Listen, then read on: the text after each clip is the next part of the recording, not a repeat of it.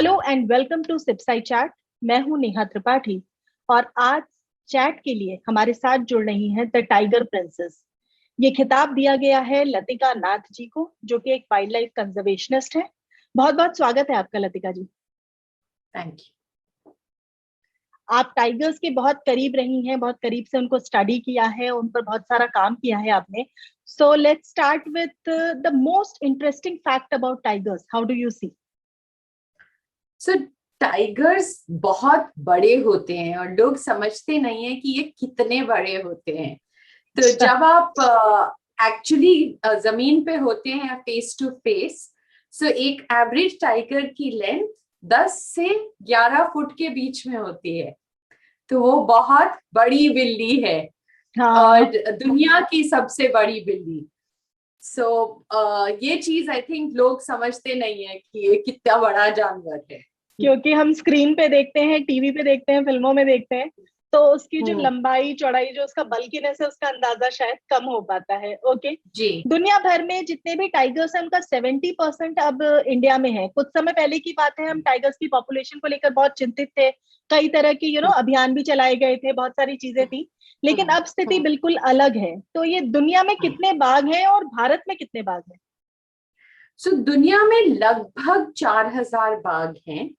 Okay. इसमें से 3,000 के करीब हमारे देश में है। सो अगर नाइस। टाइगर कहीं भी जीवित रहेंगे, वो हमारे देश में रहेंगे। ये तो बिल्कुल पता चल रहा है इन फैक्ट से। ये बाघों की संख्या कैसे बढ़ी? एक तो निरीक्षण और सरकार की तरफ से इसे बहुत प्रायोरिटी दी गई और महसूस करा गया कि ये हमारा राष्ट्रीय जानवर है और इसकी सुरक्षा और इसका लंबे तौर पर सर्वाइवल हमारे देश के लिए बहुत गर्व की चीज है। तो इसलिए नए लॉज बनाए गए और नए तरीके से इनका प्रोटेक्शन करा गया, जिससे कुछ सालों में इनके पॉपुलेशन नंबर्स काफी बढ़ चुके हैं। जी। इस संख्या को बढ़ाने में साइंस एंड टेक्नोलॉजी का भी बड़ा रोल रहा है। जैसे हम टाइगर्स की ट्रैकिंग को एक मेन वो इशू मान सकते हैं कि जिसकी वजह से इस पॉपुलेशन को बढ़ाने में काफी फर्क पड़ा हो। तो इन बाघों को ट्रैक कैसे किया जाता है? सो आजकल कैमरा ट्रैप करके एक डिवाइस है जिसे हम यूज करते हैं। कैमरा ट्रैप में 2 कैमरा होते हैं, एक दाएं और एक बाएं। और ये एक इंफ्रारेड बीम से ट्रिगर होते हैं। अगर बीम के बीच में से कोई चल के जाता है तो कैमरा अपने आप उसकी फोटो लेता है। और दायां और बायां दोनों एक साथ लेना बहुत जरूरी है, क्योंकि टाइगर के दोनों तरफ बिल्कुल अलग होते हैं। तो ये नहीं है कि जो धारियां उसके दाएं साइड है वही धारियां उसके बाएं साइड भी होगी। ओके। और हर एक टाइगर की धारियां बिल्कुल यूनिक होती हैं, जैसे हमारे अपने हाथ के फिंगरप्रिंट होते हैं। हम्म। तो उसी तरीके से हर एक टाइगर की जो धारियां होती हैं उनके आकार उसी के होते हैं। तो जब आप एक फोटो लेते हैं, उन स्ट्राइप्स को देख के पहचान सकते हैं कि आपने कौन सा बाघ देखा है। और अब तो हमारे पास प्रोग्राम्स हैं, कंप्यूटर प्रोग्राम्स। तो अगर हम कोई बाघ की खाल भी हमें मिलती है तो हम उसको भी अपने डेटाबेस से मैच कर सकते हैं, जिससे हमें पता चले कि वो खाल कहाँ से है और ओके। पोचिंग कहाँ हुई। तो फिर पुलिस जाके वहां पे और तहकीकात कर सकती है। ओके। अब ये जो आपने कैमरा इंस्टॉलेशन की बात की, किसी भी नेशनल पार्क को एक एग्जांपल अगर ले तो कितने कैमरास इंस्टॉल करेंगे, कहाँ कहाँ इंस्टॉल करेंगे, ये कैसे तय करेंगे? तो हम ये कोशिश करते हैं कि नेशनल पार्क को एक ग्रिड में डिवाइड कर दें और उस अच्छा। ग्रिड में हम सैम्पलिंग करके चूज करके फैसला करते हैं कि कौन कहाँ कैमरा ट्रैप लगेगा। और पार्क का साइज देखते हुए हम नंबर को डिसाइड करते हैं। तो ये अच्छा। हो सकता है जैसे एक पार्क में 200 कैमरा है, पर हमें 2000 चाहिए, तो हम वो 200 को शिफ्ट करते रहेंगे, एक स्थान से अच्छा। दूसरे स्थान, एक स्थान पे 10 दिन, फिर कहीं और 10 दिन, या एक महीना इधर एक महीना उधर। तो हमें जानकारी मिलती रहेगी कि कौन सा टाइगर क्या कहाँ है। ओके। तो ये सारी की सारी तकनीक जो है ये नेशनल पार्क्स में या सराउंडिंग्स में लगाई जाती है, ऐसा कुछ नहीं है कि टाइगर्स को किसी तरह का कुछ इंस्टॉल किया जाता हो, किसी तरह की टेक्नोलॉजी, या उनमें कोई बैंड लगाया जाता हो, ऐसा कुछ नहीं होता? वो भी है, पर वो हम्म। बहुत कम जानवरों में है, क्योंकि हम सारे जानवरों के ऊपर पट्टा नहीं बांध सकते। ठीक बात है तो जी। कुछ कुछ जानवरों पे जिनके ऊपर कोई वैज्ञानिक कोई स्टडी कर रहा हो, उनके ऊपर केवल ये रेडियो कॉलरिंग का पट्टा बांधा जाता है, जिसमें एक छोटा सा ट्रांसमीटर होता है जो अपने सिग्नल को एक सैटेलाइट के द्वारा आपके कंप्यूटर में भेजता है कि आप 24 घंटे मॉनिटर कर सकें वो जानवर कहाँ है। और इसी ओके। तरह हमारे पास तकनीक है अब कि हम एक छोटा ट्रांसमीटर उनमें एम्बेड भी कर सकें, पर ये सब चीजें आज नहीं हो रही हैं उतने स्केल पे। सिर्फ कुछ जानवरों के लिए होती हैं ये, मतलब 3000 जानवरों को नहीं कर रहे हैं अभी। नहीं कर पा रहे हैं, ठीक बात है, क्योंकि इतने सारे टाइगर्स पर या एनिमल्स पर एक साथ टेक्नोलॉजी इंस्टॉल करना ये एक लंबा टास्क होगा, बहुत सारा समय भी लगेगा, बहुत सारी मैन पावर भी चाहिए उससे होगी, इस ज्यादा तरह की चीजें। उस उससे ज्यादा वजह ये है कि जब हम ये इंस्टॉल करते हैं तो उनको ट्रैंकुलाइज करना पड़ता है और ऑफ कोर्स। एनेस्थीसिया दे के सुलाना पड़ता है, और उसके अपने थ्रेट्स हैं। अच्छा। अगर वो मॉनिटर ठीक से ना हो तो जानवर मर भी सकता है, घायल हो सकता है, पानी के पास हो तो डूब सकता है, क्योंकि आपको उसको मॉनिटर करना है जब वो बेहोशी की हालत में है, या ठीक बात है आधा जी। बेहोश होके जब वो निकल रहा है, या जब तक वो पूरा सो नहीं जाता। तो हम्म। ये सब इश्यूज की वजह से ये जितना हो सकता है उतना नहीं है, कुछ ही जानवरों में हम करते हैं। ऐसे में ये कैसे पता चलता है कि जैसे किसी टाइगर ने कब्स को जन्म दिया, बच्चों को जन्म दिया है, या उनका खाना कहाँ रखना है, किस एरिया में इस वक्त टाइगर है कि उनको खाना प्रोवाइड किया जाए, स्पेशली अगर मैं नेशनल पार्क्स और इन जगहों की बात करूं, या उनके सोने जागने का समय ट्रैक किया जाए, ये सारी ट्रैकिंग से किस तरह से होती है? तो हम खाना नहीं देते, अच्छा। पहली चीज। तो वो तो अपना खाना जो अपने शिकार करके वो खाना खाते हैं वो उसी पर जीवित रहते हैं। हम आर्टिफिशियल फीडिंग नहीं करते हैं। नहीं करते, जूस में ओके। बेशक होता है, चिड़ियाघरों में होता है, हम्म। वन विहार में होता है भोपाल में, पर आम नेशनल पार्क या प्रोटेक्टेड एरिया में हम ये नहीं करते। ठीक है। दूसरी बात, उनका सोने जागने का समय और उनकी मूवमेंट हम ज्यादातर फिजिकल ऑब्जर्वेशन से मॉनिटर करते हैं। हम ये नहीं, ये यहाँ पे हमारे पास ये टेक्निक इतना हम जान सकते हैं कि वो एक जगह में है, पर चाहे वो खाने के लिए बैठा हो, आराम करने के लिए बैठा हो, सोने के लिए बैठा हो, या कड़ी धूप में छांव में बैठा हो, हमें ये जानकारी नहीं मिलेगी कि वो सो रहा है या जग रहा है, खा रहा है या सिर्फ बैठा है। वो जानकारी हमें ये सैटेलाइट टेक्निक से नहीं मिलती है, ये ज्यादातर मैन्युअल ऑब्जर्वेशन है। जी। जब भी हम सफारी पर जाते हैं तो हमारी कोशिश होती है कि टाइगर दिख जाए, हर किसी का यही मन होता है कि भाई सिर्फ टाइगर दिख जाए, बाकी कोई जानवर दिखे या ना दिखे। तो आप जो इस तरह की ट्रैकिंग करते हैं, इससे क्या हमें टाइगर देखने में भी हेल्प मिलती है क्या? जो रिजर्व के लोग हैं, नेशनल पार्क के लोग हैं, उनको पता होता है कि टाइगर इस पर्टिकुलर लोकेशन पे है और वो हमारी हेल्प करे और हमें टाइगर दिखा सके? नहीं, जो हम वैज्ञानिक हैं, हम हम्म। ये जानकारी कभी भी टूरिस्ट को नहीं देते, नहीं देते, ओके। क्योंकि अगर हम आम जनता में ये जानकारी फैलाएंगे तो इससे पोचर्स को भी पता लगेगा कि ये जानवर कहाँ हैं। तो जी। उनको उनकी सुरक्षा के लिए सिर्फ नियमित तौर पे कुछ चीजें पब्लिक में जाती हैं, बाकी सब अब इंस्टीट्यूशन में ही रखते हैं। That may be the reason कि टाइगर्स की संख्या बढ़ रही है, क्योंकि आप लोग इतना एहतियात बरतते हैं।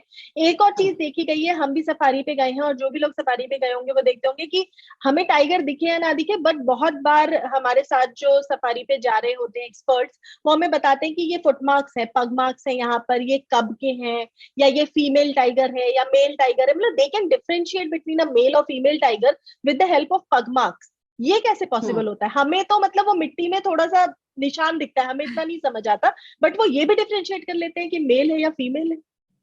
तो ऐसे है कि ये पुराना तरीका था टाइगर्स को गिनने का। उनकी गणना जब होती थी सब इन्हीं पगमार्क की वजह से करते थे, पर कोई 100% गारंटी नहीं थी। इनमें इनमें मिस्टेक्स हो सकती हैं। आप भी जानते हैं कि किसी लड़की का 2 नंबर का जूता भी हो सकता है और 8 नंबर का भी हो सकता है। 8 नंबर के जूते को देख के ये नहीं बोल सकते कि आदमी है कि औरत है। तो वेरिएशंस तो होते हैं।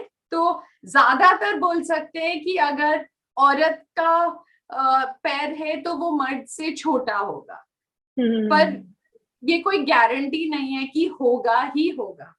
इसी तरह जैसे टाइगर का पगमार्क होता है, अगर आप उसके आकार को लेके बाहर एक डब्बा बनाएं तो अगर स्क्वायर बनेगा, ज्यादातर वो मेल के होते हैं। और अगर आप वो पगमार्क में एक डब्बा बनाएं और वो रेक्टेंगल शेप है तो ज्यादातर वो फीमेल के होते हैं। Okay, this is how you can differentiate. हाँ, one of the things that आप यूज कर सकते हो, पर मैं फिर भी बोल रही हूँ ये 100% गारंटी नहीं है। ठीक है, इसमें अगर कोई बाहर से टाइगर आ गया, जैसे एक बाहर से कोई टाइगर आ गया जो फीमेल है जिसके बड़े स्क्वायर पगमार्क हैं, तो वो गलत आइडेंटिफिकेशन हो जाता है मेल में। इसी वजह से हमने अब वो टेक्नोलॉजी यूज करनी बंद कर दी और हम कैमरा ट्रैपिंग कर रहे हैं क्योंकि हमें फोटो मिल रहा है। ठीक है, अच्छा, सो एक तो ये हुआ। दूसरी बात, जब आप पार्क जाते हैं और आपके पास गाइड होते हैं और ड्राइवर होते हैं, वो उस इलाके में रोज जाते हैं और टाइगर टेरिटोरियल होते हैं। तो जो टाइगर एक जगह में रहता है वो उसी जगह में रहता है। वो ये नहीं है कि वो घर छोड़ के 200 किलोमीटर चलता है।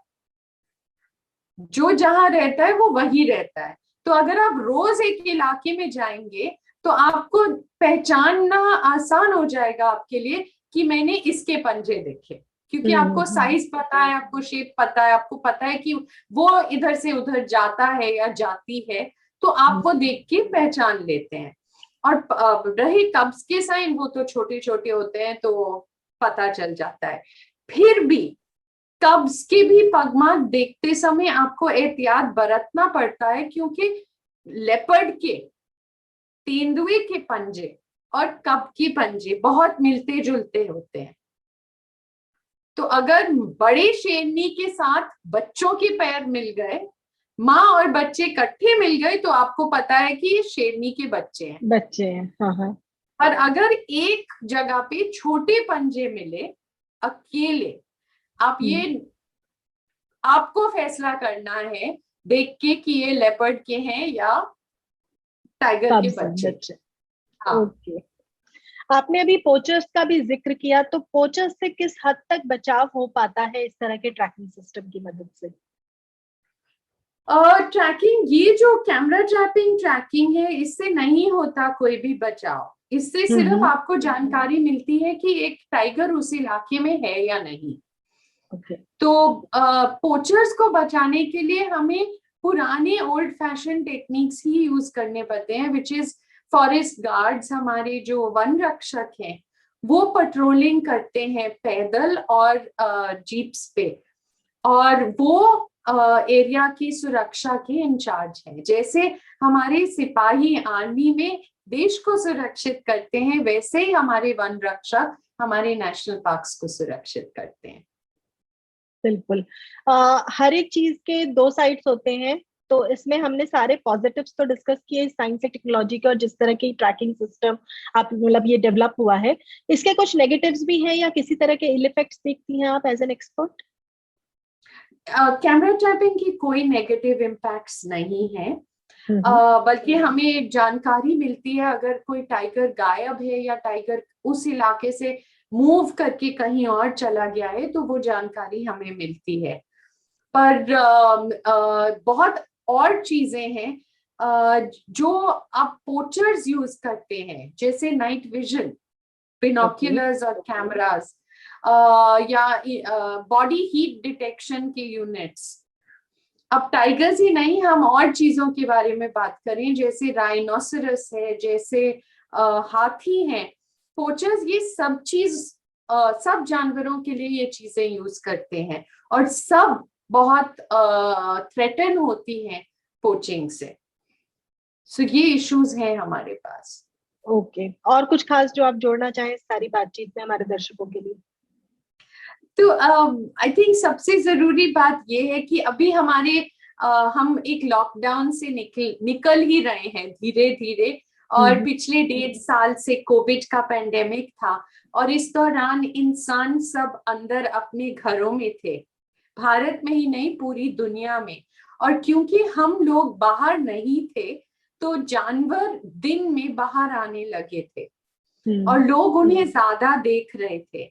सो मैं अब ये बताना चाहूंगी कि ये नहीं हुआ है कि जानवरों की आबादी बढ़ गई है, वो हमारे साथ ही रहते हैं, पर वो हमसे छुप कर रहते थे। जब हम लॉकडाउन में अपने घरों में अंदर बंद थे, उनको लगा कि उनको ज्यादा सुरक्षा मिली है और वो दिन में बाहर आने लगे। जब अब एक पहली बात ये, दूसरी बात, अगर आप जंगली जानवर से कभी मुलाकात करें, बहुत जरूरी है कि आप उनकी तरफ ना जाएं, उनको जगह दें कि वो आपसे दूर हो सके। कोई भी जानवर जिद करके आपके पीछे आपको हमला करने के लिए नहीं आता है, वो हमेशा ये चाहते हैं कि वो साइड से निकल जाएं, ना आपको कुछ हो ना उनको कुछ हो। सो पहली बात, भीड़ ना नहीं होनी चाहिए। आप उनको कोई हानि नहीं करेंगे, आप उनको मारेंगे नहीं, उनके ऊपर कुछ फेंकेंगे नहीं। आप अपने और जानवर के बीच में जितना फासला कर सकते हैं उतना करिए, और खासकर बच्चों को अपने काबू में रखिए कि बच्चे उनकी तरफ ना जाएं और कोई प्रॉब्लम ना हो। और घबराने की बात नहीं है, जोर से आवाज करिए कि जानवर को पता चले कि आपको भी पता है कि वो जानवर है और आप उसे स्पेस दे रहे हैं। इन सब चीजें करने से मैन ईटिंग और ह्यूमन एनिमल कॉन्फ्लिक्ट कम होगा। जी, thank you so much Radhika ji for joining, और इतनी सारी इंटरेस्टिंग बातें हमें टाइगर्स के बारे में बताने के लिए, जो मुझे लग रहा है ज्यादातर लोगों को नहीं ही पता होंगी। Thank you so much. Thank you. नमस्कार। नमस्कार।